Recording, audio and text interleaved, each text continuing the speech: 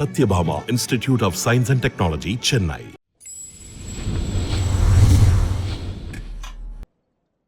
சாமானியன் திரைப்படம் நாளை வெளியாகும் நேரத்தில் பத்திரிகையாளர் அத்தனை பேரையும் ஊடகங்கள் அத்தனை பேரையும் சந்திப்பதில் எனக்கு மற்றற்ற மகிழ்ச்சி.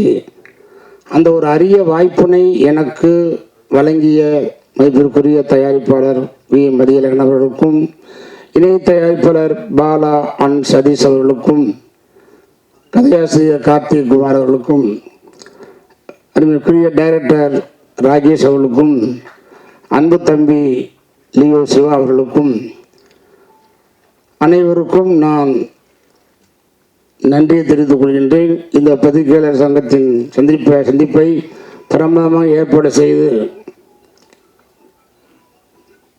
நல்லபடியாக நடத்தி கொண்டிருக்கும் அருமை பிஆர்ஓ அண்ணன் ஜான் அவர்களுக்கும் நான் நன்றியை தெரிவித்துக் கொள்கின்றேன். நான் திரைப்படம் நாளைக்கு ரிலீஸ் ஆகும்போது பத்திரிகையாளர்னு பார்க்குறது இதுதான் எனக்கு ஃபஸ்ட் டைம். உங்களையெல்லாம் இப்படி சந்தித்து, இப்படி ஒரு படம் நடித்து, இவர் ஒரு படம் எடுத்து, இவர் படம் இயக்கி, இந்த மாதிரி இருக்கணும், பத்திரிகையாளர் நீ பார்க்கணும்னு ஆண்டவனே அந்த விபத்திலிருந்து தப்பிக்க வைத்து, நாம் எத்தனையோ பத்திரிகையிலும் சரி, வாழ்க்கையிலும் சரி, டயலாக்லையும் சரி, மயிரிழையில் உயிர் தப்பினார் அப்படிங்கிற வாசகத்தை கேட்டிருக்கோம். நான் லைஃப்பில் அனுபவிச்சேன். அந்த விபத்திலிருந்து மீண்டு வந்து சாமானியன்ற ஒரு திரைப்படம் நடித்து, அந்த படத்திற்கு நான் வெகு நாளாக ஆவலாக இருந்த அருமைக்குரிய இசைஞானி அண்ணன் இளையராஜா அவர்களை இவர் கொண்டு சேர்க்கும்போது எனக்கு மிக மிக சந்தோஷம். என்னுடைய படங்கள் இன்னைக்கும் வில்லேஜஸ், ஐ மீன் கவர்மெண்ட் பஸ் ஆகட்டும், பிரைவேட் பஸ் ஆகட்டும், லோடு லாரி ஆகட்டும், கண்டெய்னர் ஆகட்டும், ஆட்டோ ஆகட்டும், எதுவாக இருந்தாலும் எல்லோருமே இரவிலே தூக்கம் வரக்கூடாது என்பதற்காக அவங்க சொல்லக்கூடிய வார்த்தையை நான் கேட்கின்றேன். இளையராஜா அவர்களும் அண்ணன் அவர்களும் நானும் அந்த சேர்ந்த பாட்டை கேட்டால் எங்களுக்கு தூக்கம் வரவில்லை, ஒரு மனசு இதமாக இருக்குது என்பது. அந்த மாதிரி அற்புதமான பாடல்களை கொடுத்த அண்ணன் இசையானை சேர்த்தது தயாரிப்பாளருக்கும் டைரக்டருக்கும் நான் ரொம்ப கடமைப்பட்டிருக்கேன். இப்போ தயாரிப்பாளர் சொல்லும்போது என்னென்னா, நான் நிறையா படங்கள் கதை கேட்டுக்கிட்டு தான் இருந்தேன், இல்லாமல் இல்லை. பட் எனக்கு அது செட் ஆகலை. ஏன்னா நம்ம அதை நடிக்கிறது நடிச்சு கொடுக்கலாம். நடிகன்னா எல்லா வேஷமும் நடிச்சு தான் ஆகணும், அதுதான் நடிகன். ஆனால் அது எந்த ரூபத்தில் ஒரு கோட்டாகனு பாருங்க. வரமே தலைவர் புரட்சி தலைவர் எம்ஜிஆர் இருக்காரு, நடிகத்தில் சிவாஜி சார் இருக்காரு. இப்போ உலகத்துக்கே நடிப்பு சக்கரவர்த்தி, நடிப்பு கற்றுக் கொடுத்தாரு நடிகர் சிவாஜி சார். அதே மாதிரி உலகத்துக்கு முதிய ஒரு படத்தில் நடித்து தொடர்ந்து ஒரு 10 வருஷம் 3 தடவை ஜெயிச்சவர் புரட்சி எம்ஜிஆர் அவர்கள். அவங்கவுங்களுக்கு அவங்க உண்டான விஷயமா இருக்கணும். இப்போ உதாரணமாக தில்லானா மோகனம்ன்ற படம் உங்களுக்கு ஞாபகம், ஒரு கரகாட்டக்காரன்னா அந்த படம் ஞாபகம், தில்லானா மோகனம்பாள். தில்லானா மோகனம்பாள் படத்தில் புரட்சி தலைவர் எம்ஜிஆர் அவர்களும் 1001 படத்தில் நெய்தலம் சிவாஜி சார் நடிச்சிருந்தால் எப்படி இருக்கும்? மேட்சாக ஒரு தடவை டிஸ்ட்ரிபியூட்டராக சொன்னாங்களாம் தலைவர் எம்ஜிஆர்கிட்ட, என்ன தலைவர் நீங்கள் எப்படி நடிச்சுக்கிட்டு இருக்கீங்க, சிவாஜி சார் ரொம்ப நல்ல கெப்பாசிட்டி நடிங்க அப்படின்னா சொன்னோன்னு தலைவர் யோசிச்சிருக்காரு எம்ஜிஆர், அப்படியா ட்ரை பண்ணுவோம். சிவாஜி சார்ட்ட போய் அவங்க டிஸ்ட்ரிபியூட்டரில் என்ன நீங்கள் எல்லா படத்தையும் படமாமல் ஆக்ட் பண்ணுறீங்க, ஆனால் தலைவர் எம்ஜிஆர் மாதிரி கேப்சர் பண்ணுன்னு சொல்லியிருக்காங்க. சிவாஜி சார் சரின்னு இருக்காரு. அதுக்காக 2 பேரும் ட்ரை பண்ணும்போது அந்த 2 பேர் படத்துக்கு டைரக்ஷன் ராமண்ணா சார். அந்த படம் புரட்சி தலைவர் ஆக்ட் பண்ண படம் பாசம், ராமண்ணா டைரக்ஷன். அதில் தலைவர் கிளிமாஸ் இறந்துருவார், படம் போகலை. தங்கச்சுரகம் படம் சிவாஜி சார் ஆக்ட் பண்ணார், அது தலைவர் பாட்டு பாடி அது மாதிரிலாம் பண்ணும்போது அதுவும் டைரக்ஷன் ராமண்ணா. தங்கச்சுரகம் போகலை. ஸோ புரட்சி தலைவர் எம்ஜிஆர் மாதிரி சிவாஜி சார் ஆக்ட் பண்ணும்போது மக்கள் ஏற்றுக்கல, சிவாஜி சார் மாதிரி புரட்சி தலைவர் எம்ஜிஆர் இப்போ ஏற்றுக்கல. இது நான் சொல்கிறது 7 வருஷத்துக்கு முன்னால். அப்போ அந்த டிஸ்ட்ரிபியூட்லாம் ஓடியாக சொன்னாங்களாம் சிவாஜி சார்கிட்ட, அண்ணா நீங்களாவே நடிங்கண்ணா, அது உங்களுக்கு அதுவும் கரெக்டு. தலைவர்கிட்ட போய் தலைவா நீங்கள் உங்களுக்கு படத்தான் கரெக்டாக சொன்னாங்களாம், இதை நான் கேள்விப்பட வேண்டும். அதனால் எந்த விஷயத்தில் நான் நடித்தா என்னை ஏற்றுக்குருவாங்களோ ஒத்துக்குறவங்களோ அப்படித்தான் நான் ஆரம்பத்துலேருந்து வந்திருக்கேன். நான் நடித்து கார் வாங்கணும், பங்களா வாங்கணும், ஆடி கார் வாங்கணும், ஆவணி கார் வாங்கணும், அதெல்லாம் எனக்கு நோக்கம் அல்ல. ஆரம்பத்துலேருந்து கதையை கேட்பேன், பிடிக்கணும், எனக்கு நடிக்கணும், என்னுடைய வேஷம் பிடிக்கும்னா தொடர்ந்து வந்த படங்கள் எல்லாமே எனக்கு வந்து நான் போய் அவங்கள வந்து ப்ரோக்ராம் கூப்பிடல, இப்படி வாங்க கதை புரியுங்க, அதுவாகவே வந்த படங்கள் எல்லாமே. அது நம்ம ஒரு நல்ல ஒரு உண்மையிலே முதல் படம் என்னுடைய குருநாதர் இயக்குனர் அழகப்பன் சார் அவர்கள் இல்லைனாலும் என்னை ஹீரோவாக உருவாக்குறது அவர். அந்த பட தயாரிப்பாளர் சிவராமதாசன் திருச்செந்தூர் இருக்கிறாரு, இன்னொரு தயாரிப்பாளர் ராகவந்தன் சார் அவர் வரைஞ்சிட்டாரு, இன்னொரு தயாரிப்பாளர் நாகராஜ் அவர்கள், இன்றைக்கி நான் மறக்க மாட்டேன். ஆனால் திருப்பி அதுலேருந்து படிப்படியாக வளர்ந்து எவ்வளவோ படங்கள் நடித்து பாருங்கள். ராமராஜன் அப்படின்றத பற்றி இண்டஸ்ட்ரியில் ஒன்லி 4 வருஷம் தான் என்னுடைய திரைப்பயணம், ஒன்லி 4 இயர்ஸ். 86 நவம்பர் 28 படம் நம்ம ஊர் ரிலீஸு, 87, 88, 89, 90 ஒன்லி 4 வருஷமே பீக்கில் இருந்த ராமராஜன் இன்னைக்கு வரைக்கும் மக்கள் மனசில் நினச்சிருக்காங்கன்னா அதுக்கு அருமைக்குரிய அண்ணன் இசைஞானியோடைய அமைத்த பாட்டு வந்து தான் இன்று மக்கள் மத்தியில் ஓடிக்கொண்டிருக்கிறார். என்னை ஞாபகப்படுத்திக்கிட்டு இருக்கு.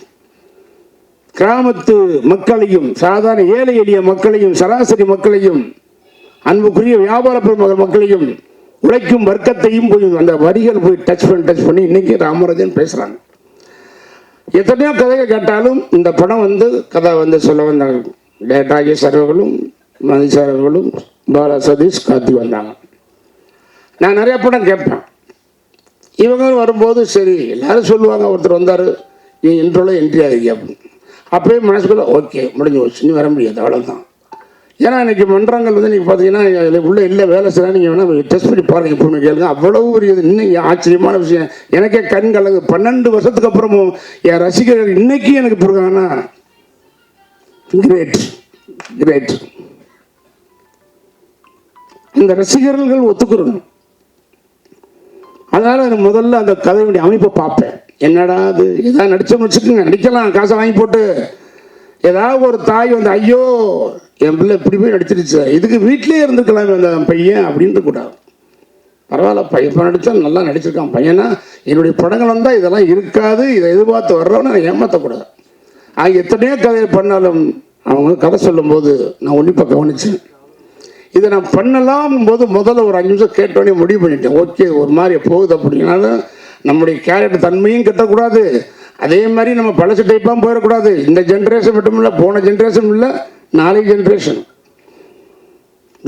மாறிச்சு. ஜென்ரேஷன் மாறிச்சுன்னு சொல்கிறத தவிர ரேஷன் கார்டில் இன்னைக்கு கூட்டம் அப்படி தான் இருக்குது. அதனால் எந்த ஜென்ரேஷனுக்கு போதும் மாதிரி டைரக்ட் பண்ணியிருக்காரு, தயாரிப்படுத்துக்காரு. கதை எப்படி கதை சொல்லி முடிச்சோன்னா நான் இன்ட்ரோல் வந்து சொன்னாங்க. நான் கதை முடிஞ்சிச்சேன்னு கேட்டேன். இல்லை சார் இதுதான் இன்ட்ரோல்னாங்க.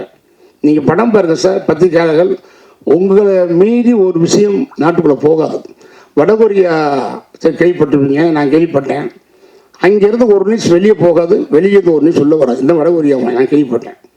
அது மாதிரி உங்கள் பத்திரிகையாளர்கள் ஊடகங்கள் இல்லாமல் இன்னைக்கு யாருக்கும் எந்த நியூஸ் தர்றதில்லை. ஏன்னா எங்களுக்கு நியூஸை முதல்ல தெரிவிக்கிறத நீங்கள் தான் போகிறீங்க டிவியில், நீங்கள் சொல்லித்தான் நாங்கள் பார்க்குறோம் வீட்டில். இதுதான் உண்மை. அது மாதிரி என்னை பொறுத்த வரைக்கும் அவங்க சொல்லும் போது இந்த இன்ட்ரோல் பிளாக் பாருங்கள். 100% சினிமாவில் நான் வந்து பெருமைக்காக சொல்லலை, உரிமையாக சொல்கிறேன், உண்மையை சொல்கிறேன். நீங்கள் வேணால் விசாரித்து எழுதுங்க. ராமராஜன் சொல்கிறது உண்மையா பொய்யா? ஒரு திரையரங்கில் வந்து டூரிங் டாக்கீஸ் ஒரு சினிமாவுடைய அடித்தளம் ஆரம்பத்தில் வந்து பிள்ளையாசி போடுற படம் எடுக்கலாம்னு, அதுக்கப்புறம் டைரக்டர், அப்புறம் ஆர்டிஸ்ட், கதை ஓகே பண்ணி எல்லாம் பண்ணி ஷூட்டிங் பண்ணி டப்பிங் பண்ணி எல்லாம் பண்ணி ரீரிகார்டிங் பண்ணி பாட்டு போட்டு எல்லாம் எடுத்து தேட்டர் ரிலீஸ் பண்ணி டிஸ்ட்ரிபியூட்டர் வாங்கி அப்புறம் பி சென்டர் சி சென்டர் கடைசியில் போய் கிச்சறது. அங்கே காவிரி நினைக்கிற தண்ணீர் கடமடைக்கு போகிற மாதிரி இந்த திரையரங்கத்தில் ப்ரெஸ் காப்பி எடுக்கிற படம் இங்கே லாஸ்ட் தான் டூரிங் டாக்ஸில் போய் நிற்கிறதா லாஸ்ட் சினிமா. அந்த டூரிங் டாக்ஸிலேருந்து ஆரம்பித்த வாழ்க்கை தான் இந்த ராமராஜன் வாழ்க்கை. இது கடவுள் கொடுத்த வரப்பிரசாதம். அங்கிருந்து வந்து உதவி டைரக்டர், அசிஸ்டன்ட் டைரக்டர் ஆகி, டைரக்டர் ஆகி, நடிகனாகி, ப்ரொடியூசர் ஆகி, டிஸ்ட்ரிபியூட்டர் ஆகி, ஏன் தேட்டர் கூட வாங்கினேன். கதை சொல்லும்போது அழகாக சொன்னார் யாரோ கதை இன்ட்ரோல் பாருங்க. நீங்கள் எல்லாம் கண்டிப்பாக இது மாதிரி ஒரு இடைவேளை எந்த படத்தை வந்ததுங்க. நானும் படம் 5 வருஷம் தேட்டரில் செஞ்சேன். சின்ன வயசுலேருந்து படம் பார்க்கறதே படம் பாருங்க. இந்த இன்ட்ரோல் கிடையாது. அருமையான சப்ஜெக்ட், மக்களுக்கு அன்றாடம் இது நடக்கக்கூடிய ஒரு விஷயம், எல்லோரும் மனதையும் பாதிக்கக்கூடிய விஷயம். எல்லாம் பார்க்குறேன். என்ன ராமராஜ் இதையே சொல்கிறாரு, எப்போ தான் இன்ட்ரோலுங்கிறார் அதுங்கிறதுங்கிறது அந்த மாதிரி நடக்கிற விஷயம். நான் படம் எவ்வளோ பார்த்துருக்கேன், 100 படம் வேலை செஞ்சுட்டேன். இல்லை அவங்க கதை சொல்லி முடிச்சோன்னே டைரக்டர் கேட்கும்போது சப்ஜெக்ட் சூப்பர் சார் நல்லா இருக்குது, என்ன டைட்டில்னு கேட்டேன். ஏன்னா எனக்கு எப்போவும் இந்த டைட்டிலுங்கிறது மிகப்பெரிய ஒரு விஷயம். ஏன்னா அந்த டைட்டில் வந்து நம்ம மனிதர்களுக்கும் இந்த அண்ணன் நெல்லை சுந்தரராஜன் அப்படி பார்த்தா நெல்லை சுந்தரராஜன் ஆகும். அந்த பேர் தான் முக்கியம். அதனால் டைட்டில் வந்து ரொம்ப கேர்ஃபுல்லாக பார்ப்பேன். அப்போ அவங்க வந்து வேறு ஒரு டைட்டில் சொன்னாங்க. இல்லை சார் சரியாக வராது, அது நான் வந்து அப்புறம் சாமானியன்னு சொன்னாங்க. சாமானியன்னு சொன்னோன்னே எனக்கு டக்குன்னு மதிச்சாச்சு. எனக்கு வேறு ஒருத்தர் சப்ஜெக்ட் சொல்லும் போதும் இந்த மாதிரி ஒரு டைட்டில் சொன்னார். சார் அதை சொல்லாமல் என்ன அது எப்படி உங்களுக்கு தெரியுங்க அப்படின்னு. இல்லை சார் இது நான் 4 வருஷம் என் கம்பெனி மெயின்டைன் பண்ணுறேன் அப்படின்றார். நல்ல டைட்டில், ஓகே சூப்பர். நாங்கள் எடுத்துட்டாங்க. எடுத்து வந்து போய் சொன்னது மாதிரி இல்லாமல் அப்படியே ஸ்கிரீனில் அழகாக டைரக்டர் எடுத்தார். இந்த படத்தினுடைய கதையை வந்து ரயில் இன்ஜின் டைரக்டர் அந்த ரயிலில் first AC, second AC, third AC, second class, ஹேண்டிகிராஃப்ட்னு ஒரு பொட்டி, லேடிஸ்க்குன்னு ஒரு பொட்டி, அண்டர்சர் பொட்டி மாதிரி எல்லா பொட்டியும் இணைச்சு அழகாக இழுத்து கொண்டு ஒரு படமாக கொண்டு கொடுத்துருவாங்க ராகேஷ் அவர்கள். அவன் நான் பாராட்டுறேன்.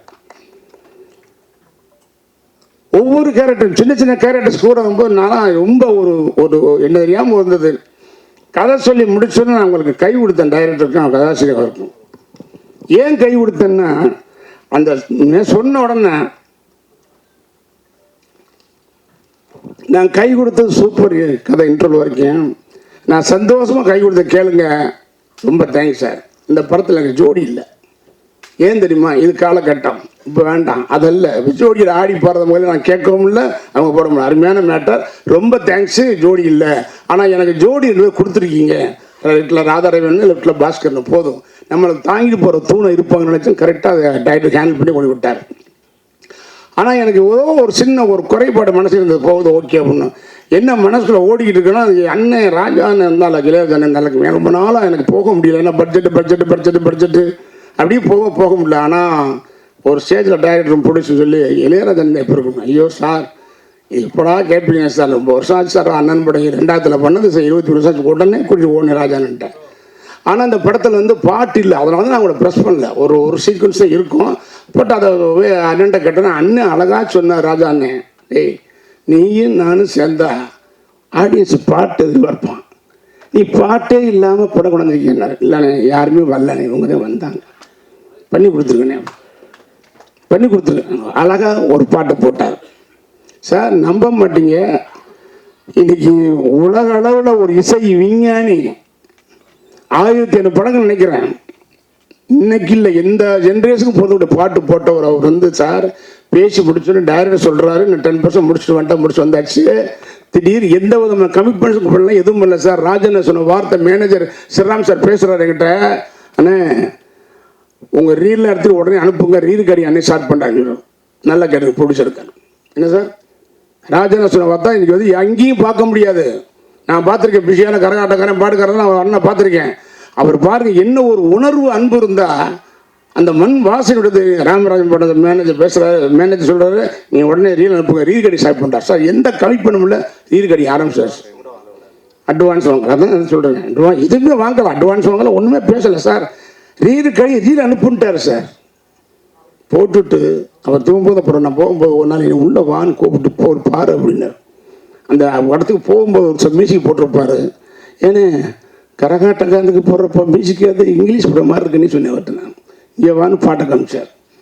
ஸோ எதுக்கு நான் சொல்கிறேன்னா சார், உணர்வுபூர்வமாக படங்கள், வசனங்கள், ஃபைட்டுகள் இதுகெல்லாம் ரீப்ளேஸ்மெண்ட் கிடையாது.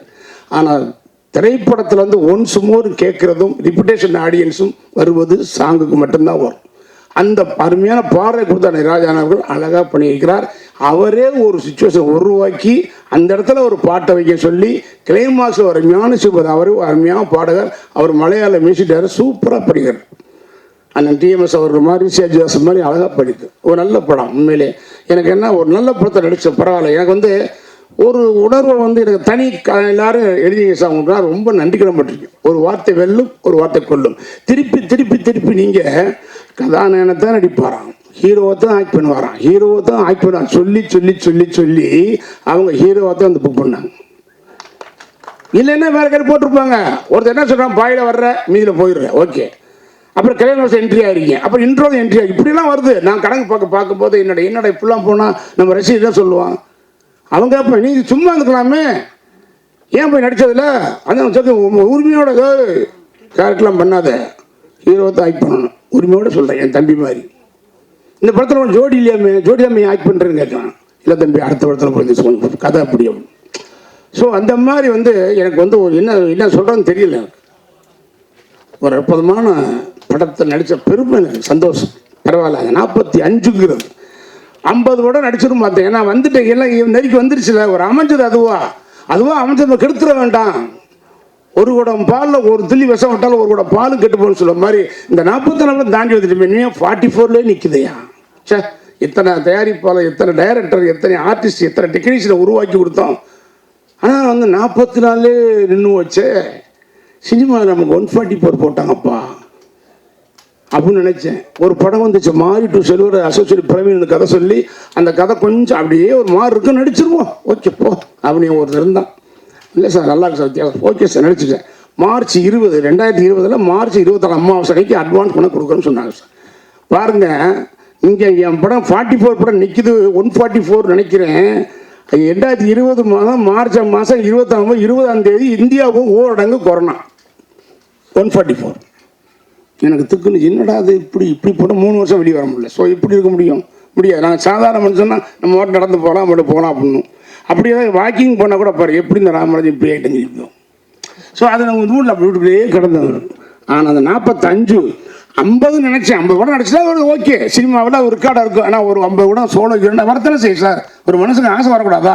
பேராசைப்படக்கூடாது. படத்தை பாருங்கள், ஆசைப்படலாம். ஆசைப்பட்டேன், ஆக்சிடென்ட் ஆயிடுச்சு. ஆடி தள்ளிப்படி மாதிரி 5 குறைச்சிட்டேன். வேணாம் 50 வேண்டாம், 40 போதும்.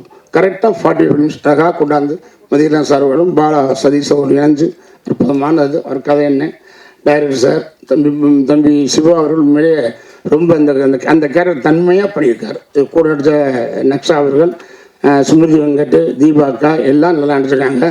நக்ஷா சார்னா அருமையாக பண்ணியிருக்காங்க. அது மாதிரி இன்னொருத்தர் என்ன, எனக்கு இந்த படத்தில் ரொம்ப ஒரு முக்கியமான கட்டம் வந்தது, ராதாரி வேணும் MS பாஸ்கர் கூட நடித்தது மிகப்பெரிய ஒரு எனக்கு ஒரு தூண் மாதிரி. ஏன்னா ரவியண்ணன் நான் வந்து ஆக்ட் பண்ணும்போது அசண்டாக இருந்தது பழக்கம். ரவியண்ணன் MS பாஸ்கர் வந்து நான் அசண்டாக்கும்போது அவரோட குரூப் வைஸ் தரும்போது பழக்கம். 2 பேருக்கும் அறிஞ்ச முகங்கள். ஆனால் வரும்போது பயணம் இருக்கிற ஈஸியாக இருந்தது. ஆனால் இந்த படத்தை என்ன ஒரு இதுனா கரெக்டாக KS ரவிக்குமார் டைரக்டர் ஒரு மேட்டை சொல்லும்போது சார் சொன்னார் போட்டோம் அப்படின்னு. ஆனால் இந்த கேரக்டர் வேண்டாம், அது கொஞ்சம் கம்மியாக இருக்கும், பெரிய கேரக்டர் போட்டு சொல்லி KS ரவிக்குமார் உள்ளே வந்தார். அது ஒரு அன்புக்கு என்னுடைய அழைப்பு கட்டுப்பட்டு இந்த படத்தில் நடிக்க ஒத்துக்கிட்ட டைரக்டர் KS ரவிக்குமாருக்கு நான் ரொம்ப நன்றி சொல்ல கடமைப்பட்டிருக்கேன்.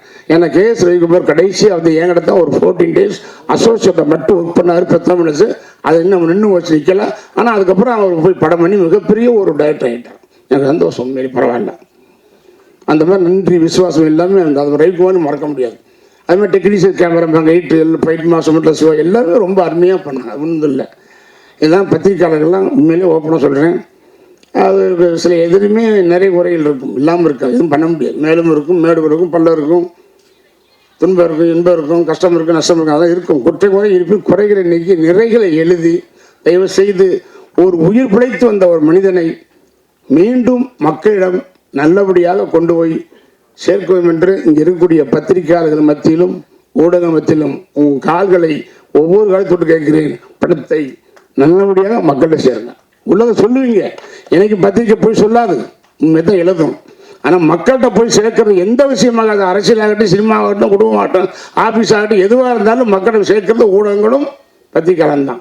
அதனால் இந்த அருமையான படத்தை பார்த்து நல்லபடியாக விமர்சனத்தை எழுதி எனக்கு ஒரு வாழ்க்கையும் அவர் ஆகிய அவர்களுக்கும் எல்லாருக்குமே ஒரு மறுவாழ்வு கொடுக்க வேண்டும் என்று உங்களை பணியன்போடு கேட்டுக்கொண்டு நன்றி கூறுகிறேன். வணக்கம்.